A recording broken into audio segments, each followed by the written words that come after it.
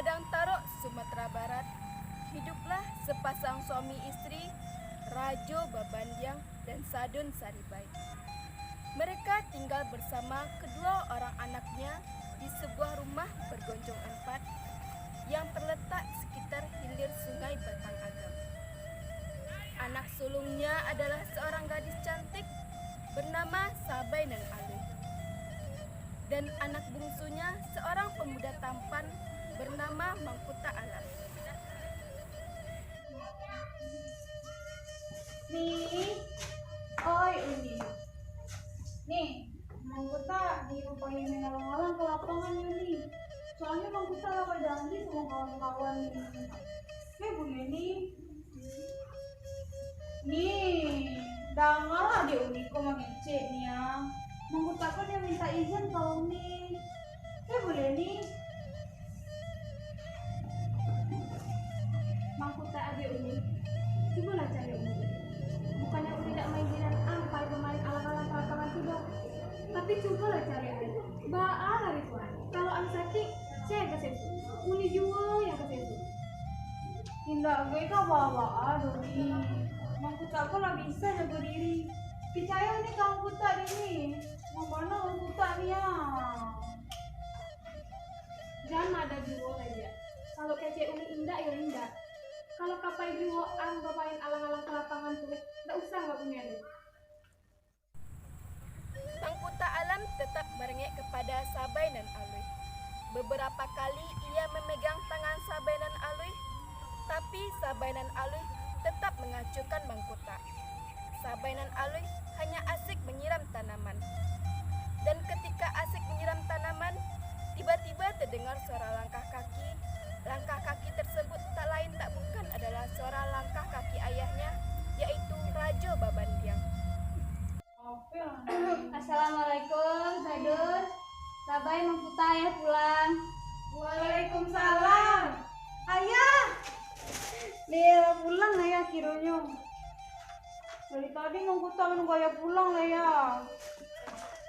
Iya sebenarnya yang menunggu ayah pulang anak yang gagah pokok. Lain dah begitu. Iya mana ya. Indah gitu baru tuh Mangkuta kau ya. Iya gaya sekolah dulu di dalam muka dulu nah. Kalau ya. Rajo Babandiang dan Mangkuta Alam berjalan menuju halaman depan rumah mereka. Nah jadi ya, kira-kira mau kasih kamu kita tumben aman gue ya pulang nak. Gitu ya, Mangkuta rencana kau pengen alang-alang ke lapangan ya. Soalnya Mangkuta lah janji sama kawan-kawan ya. Sebantaku Mangkuta tanya kau Sabai, ndak di kuliahnya Mangkuta paido. Jadi, baa menurut ayah, le boleh Mangkuta payah. Oh, itu kiranya. Baiklah nak, tapi jaga diri tuh ya, jangan sampai sakit dulu. Iya ya, Iya. kemana ya? Iya. Makasih ya, Mangkuta payah ya. Hati-hati ya. Iya. Sabai dan Ali sedang memasak air. Kemudian ia membuatkan segelas kopi untuk ayahnya. Sedang asik membuat kopi untuk ayahnya, datang mandenya Sadun Saribai menghampirinya. Sedang menganak mandi lain saat sini kok. Iko mandi, Sabai sedang membuatkan kopi untuk ayah mandi. Oh jadi lah pulang ya kau, bilangnya pulang buat tidak tahu mandi. Allah mandi, baru sebentar kok bana ayah belum pulang mandi. Kalau begitu mau dicari lain kopi dulu ya. Sadun Saribai pergi meninggalkan Sabai dan Ali. Sedangkan Sabai dan Ali melanjutkan membuat kopi untuk ayahnya. Rajo Babandiang sedang duduk termenung di depan rumahnya. Tiba-tiba istrinya Sadun Saribai datang menghampirinya. Tuan, Tuan bermana? Apa yang Tuan pikirkan? Coba ceritakan ke diri Denai. Biar senang di hati saja di dalam hati. Mbak Denai nak kau menang. Coba lah cari anak kita si Sabai yang itu. Alas sagadang tunya, tapi orang juga belaki lain. Rusuh Tuan mencarinya. Kok jadi perawan tuh, saya beko. Padahal orang lancak, tapi bak aku bantu tuh nasibnya. Janganlah bentuk tuh Tuan mengecek.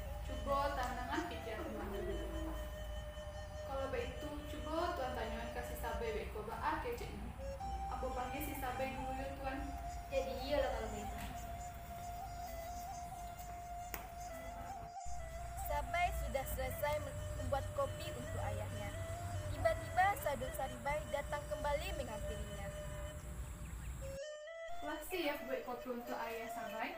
Alah mande, kok tiga ba antar saya ke ayah mande. Dea mande kemari, nah jadi kata pe ayah. Mandilah balik dari kafe ayah kau tadi Sabai. Mandi balik kamari karena ngecean. Kau diimbau dari ayah kau setelah kamu keluar. Jadi mande. Sadun bersama dengan Sabai berjalan menghampiri Rajo Babandiang sambil membawakan kopi untuk Rajo Babandiang.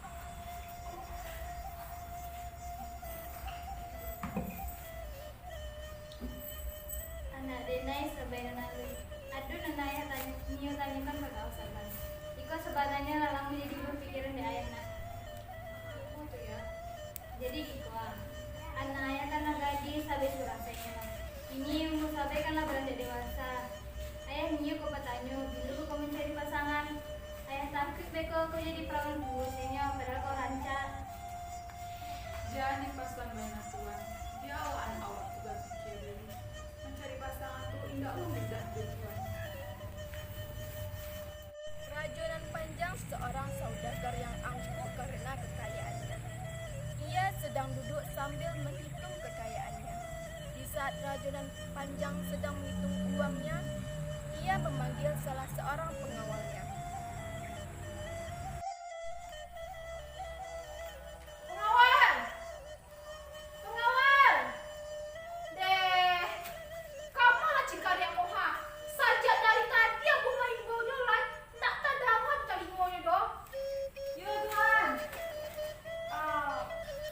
Aku tadi sarapan tuan dengan bolong. Makan ke makan saja kerajaan. Maaf tuan. Maaf tuan mengganggu. Baik kok ha. Ada nyupai ke pasar. Dan kau mencari aku ngisi pasar ini. Antah layaman, antah indah pasar begini. Jadi, aku ikut jual dan begini. Ang siapa segala yang pakai dan lain mengerti ya. Lain tuan. Tapi aku orang jika makan itu orang sudah aku makan dulu. Capek sekete, sama lele, delak kau pas sudah sampai mulai. Iya tuan. Pengawal pun pergi dari hadapan Rajonan Panjang. Rajonan Panjang dan pengawalnya berjalan menuju pasar. Tiba-tiba mata Rajonan Panjang tertuju kepada salah seorang gadis, yaitu Sabai Nan Aluh.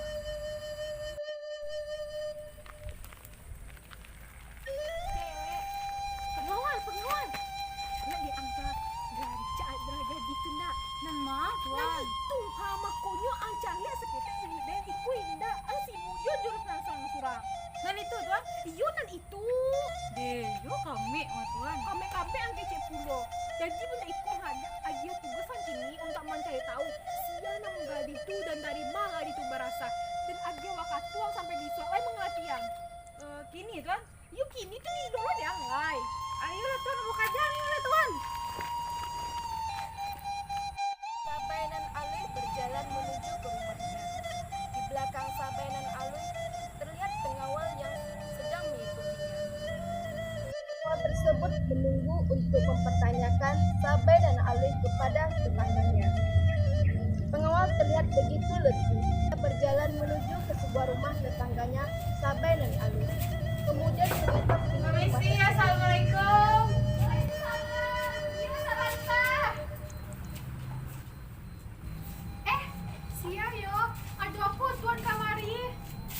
Aku kemana nanya ke Bunduk. Kira-kira lagu deh Bunduk. Kak batanyo. Kak ambo. Batanyo atuh. Saya kenal Bunduk sama Gadi nanti. Ada tadi Bunduk. Oh, Gadi nanti tinggal di sini. Tuh ya ambo tahu deh tuan tuh. Gadi tuh mah Gadi yang paling rancak di kampung kok. Anaknya elok, rajin lo mah nolong orang kayaknya. Asia nama Gadi Bunduk. Nama Gadi tuh Sabai Nan Aluh. Inyo tuh anak Raja Babandiang. Yolah, kalau begitu aku balik dulu Bunduk. Kasih Bunduk. Oh, jadi Rajonan Panjang sedang duduk di sebuah kursi. Tuan. Lalu pengawal datang menghampirinya. Ada apa aku? Berani benang gado kopi pagi dan tak lemak dia ngasih ya. Ambo ada berita penting untuk tuan-tuan. Berita apa tuh? Awas kalau nak berbobot. Capek lah yang kecil Aden. Aden salah sibuk kok dia. Jadi tuan, kapatan kan menyuruh ambo mencari tahu tentang Gadi na nampak di jalan waktu aku ke pasar tuh mah tuan. Kini aku nggak tahu siapa kamu Gadi itu tuan. Aduh boyo. Jadi tuan, Gadi itu banamu sabainan alun. Inyo anak dari Raja Babandiang tuan. Anak Raja Babandiang. Iyo. Raja Babandiang tuh sahabat dan cuma nak nyangku dan rancak juga nak kerja tuh ya. Sabai dan Alwi sedang tertidur di atas sebuah ranjang. Ia memutar badannya ke kiri dan ke kanan. Kepalanya pun bergerak ke kiri dan ke kanan. Keringatnya terlihat bercucuran. Ia begitu ketakutan, nafasnya menjadi sesak. Rajo Babandiang dan Sadun Saribai sedang asik bersenda gurau. Mereka duduk bersebelahan di atas kursi. Di atas meja terdapat minuman. Sabai dan Alwi datang menghampiri mereka. Pagi ayah, mande. Ala jago anak Gadi dan kironya masih kalau anak duduk di dekat ayah cuma dan. Iya ya. Kau kok pucet kok tahu Sabai? Sakit tahu. Sekarang terjadi nak. Siapa nak ke ayah Juman deh? Iko ayah cuma dan. Tadi malam Sabai berpikir. Jinjang siring bak rasa raba, kabau gadang bak rasa hilang. Ayam putih bak rasa tabang, dan kiang ganjang rasa tabang. Menurut ayah cuma deh, aku makasih dari mimpi Sabai itu. Cami mana rasanya? Jadi Iko, kau boleh ayah artian. Sirih bak rasa rabah petanda keluarga nggak datang. Kabau gadang dan hilang tanda taranak kabau kambang. Kau ayam putih barasa tabang, tando jodoh dan kedatang. Orang yang ranjung dan tabaka, tando panen kemanjadi. Tapi ya, anak denai sabai dan alwi. Usaha anak camek nak, orang pencamek mati anjuik. Kini kau istirahat anak dulu. Iya ya.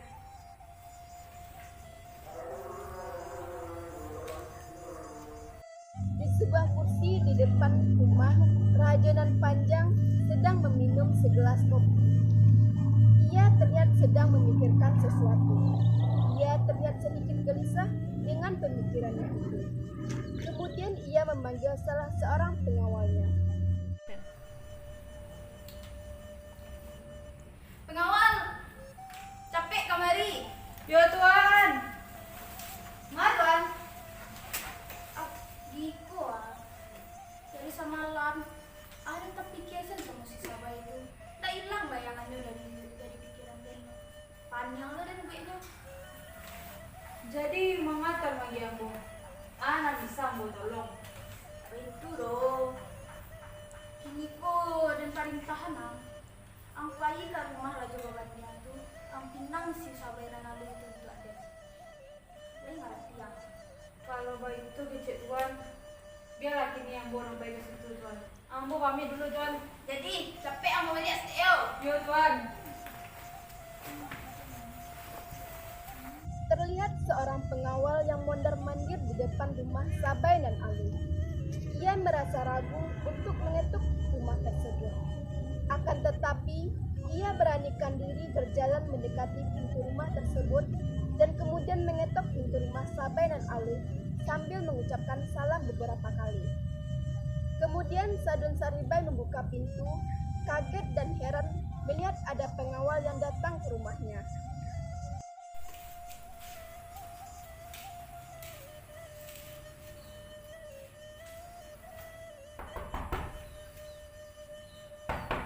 Assalamualaikum. Ada apa tuan kamari? Ada yang bisa ambo bantu tuan? Ampun nih batamu di Raja Babandiang dulu.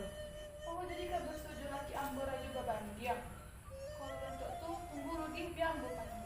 Ya makasih dulu. Pengawal berdiri di depan rumah Sabai dan Alwi. Sementara Sadun Saribai dan Raja Babandiang keluar dari rumah mereka. Jadi tuan.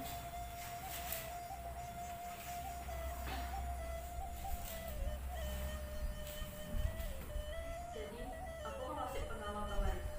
Siapa yang dulu? Sebelumnya biarlah ambo perkenalkan ambo sia. Ambo ko utusan dari Raja Panjang. Kamari Nio menyampaikan itikat elok datuk tu. Nio meminang anak tuan si Sabai dan sabenan alui. Yo, jadi baak. Kira-kira lain nama tuan menerima pinangan tuan ambo tu. Anak gitu perempuan. Selanjutnya ambo pikir mana dulu. Ambo kecek mana apa disabai dulu. Ambo sebagai orang tua tuh tak bisa lah masa disabai dulu. Ambo janjian lah 10 hari. Dekal ambo lagi jawabannya. Kalau bak itu kecek datua, jadilah 10 hari lagi kami tunggu datuk di Padang Pahaman ya datuk. Ambo baliklah dulu datuk. Jadilah, minum sarang mobil entah. Nggak usah lah datuk, mau baik datuk. Pengawal pun pergi meninggalkan Rajo Babandiang. Rajo Babandiang termenung sejenak. Dia terpikir tentang perkataan dan pinangan dari Rajo dan Panjang. Rajo Babandiang tersentak sejenak. Ia langsung memanggil Sabai dan Alui dan Sadun Saribai. Ada nanti bicara. Aduh aku tuan. Iya ya. Jadi Niko, Sabai. Tadi kan ada pengawal datang ke rumah. Jadi Inyon yang mengecean bahwasannya Inyon yang meminasi Sabai. Apa?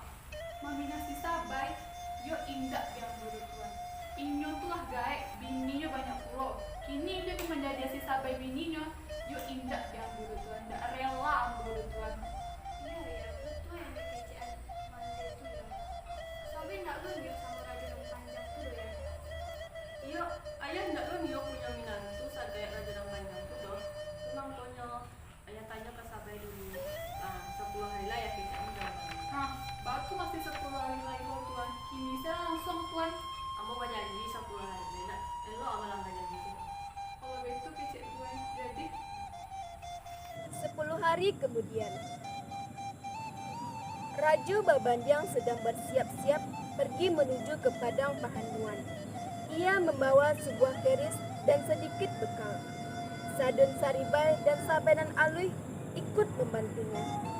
Tiba-tiba Mangkuta Alam datang menghampiri Rajo Babandiang. Ayah, minta titian. Mengkutannya pemain alang ke lapangan ya.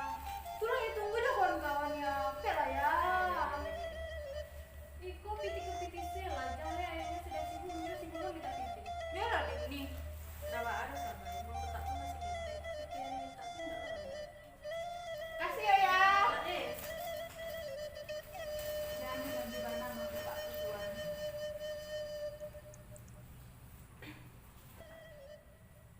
Ayah, iya. Nggak lama pesan sama ya. Nanti sih lah ya. Coba ada Sabai. Tanah salah ya nak. Ini Ali namanya nasi yang dulu. Ayah kapan aja deh. Yang lupa jaga bandera nak. Salah bagi Mangkuta Alam. Iya ya. Rajo Babandiang pamit pergi. Rajo nan Panjang menunggu di sebuah lapangan.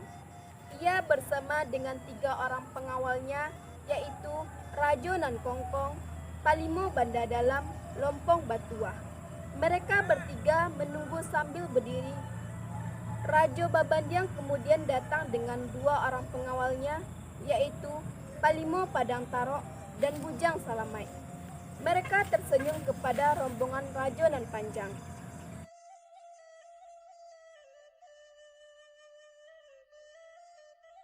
Terima kasih sahabat Ambo Rajo Babandiang. Jadi ada tua tentang pinangan Ambo. Maafkan Ambo Rajo dan Panjang. Tapi pinangan Rajo tak paso Ambo tolak. Karena Sabai dan Alui masih ketek. Inyo tuh anak Ambo, berarti anak tua. Tak mungkin orang tuanya kami minang anaknya udah tua. Kalau baik itu kecek datua. Datua buka langkah di rumah dan buka lo langkah di situ. Kompom, benda dalam. Lawan orang baik ini karyamu tuh. Yang itu. Kawan tidak dicari. Kalau masuk pantang kita. Pertarungan antara Rajo Babandiang dan Rajo nan Panjang pun terjadi. Diawali dengan serangan pengawal Rajo nan Panjang, yaitu Rajo nan Kongkong, Lompong Batuah, dan Palimo Banda Dalam kepada Rajo Babandiang. Rajo Babandiang dibantu oleh Palimo Padang Tarok, Bujang Salamai, yang membuat Rajo nan Panjang menjadi tersudut. Rajo nan Panjang memerintahkan Rajo nan Kongkong untuk menembak Rajo Babandiang. bunyi senapan terdengar dan Rajo Babandiang terjatuh dan kena luka tembak di kepalanya. Rajo Babandiang tewas seketika. Sementara Palimo Padang Tarok dan Bujang Salamai pergi menyelamatkan diri.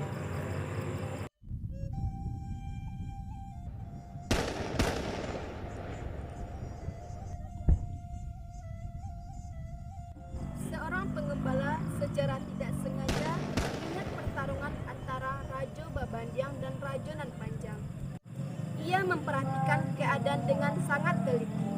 Ia melihat keadaan ke kiri dan ke kanan. Tak lama kemudian, ia pergi dari tempat itu. Pengembala mengetok rumah Sabai Nan Alui dengan sangat tergesa-gesa. Ia mengetok dengan sangat kuat. Nafasnya sesak dan peluh bercucuran dari tubuhnya. Sabai Nan Alui keluar dari rumahnya. Ia begitu terkejut.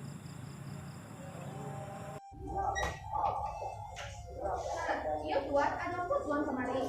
Buat apa aku ya nak buat nggak usah Sabai, dulu kemari cuma mengabar kalau ayah Sabai Rajo Babandiang tadi bercakap di padang pahanuan. Apa tuan? Jadi bagaimana ada ayah begini tuan? Kayaknya ayah Sabai meninggal. Maaf aku tidak bisa menolongnya. Kalau begitu aku izin ayo. Iya tuan, makasih ya tuan. Iya Sabai.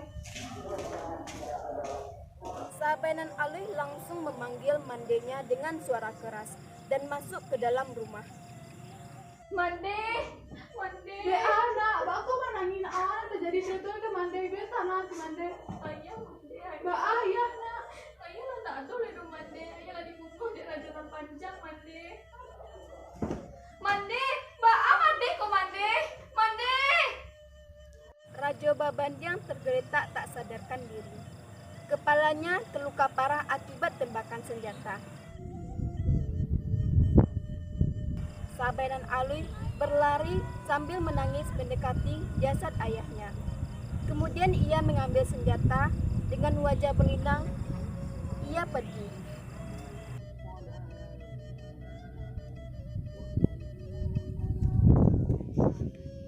Narawatu merupakan istri dari Rajo Nan Panjang. Ia sedang menyapu halaman rumahnya. Sabai Nan Alui datang dengan wajah masam. Narawatu kaget.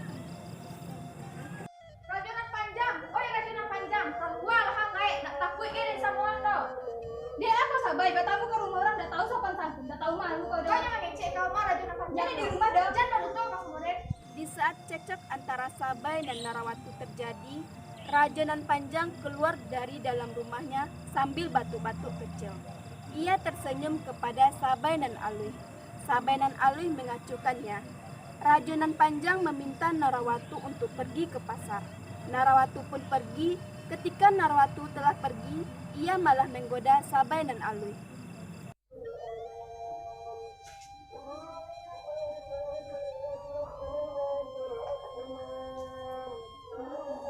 Dia kau Sabai.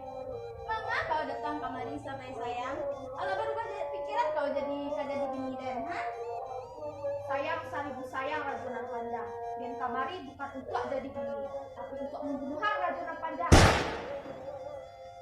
Sabai Nan Alui menangis di dekat jasad ayahnya.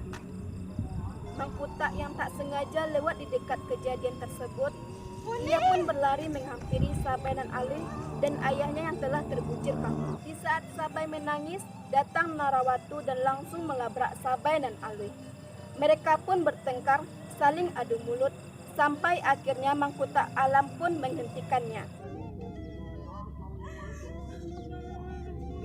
Mangga kau, mangga kau bunuh laki den. Asal itu kau. Lihat tahu kau laki kau tuh lah membunuh ayah den. Gara-gara ayah den menolak pinangannya. Jadi kau mangga kemari ah? Pinangan aja bekerja juga kau lain. 10 hari nan lalu dia datang ke rumah den.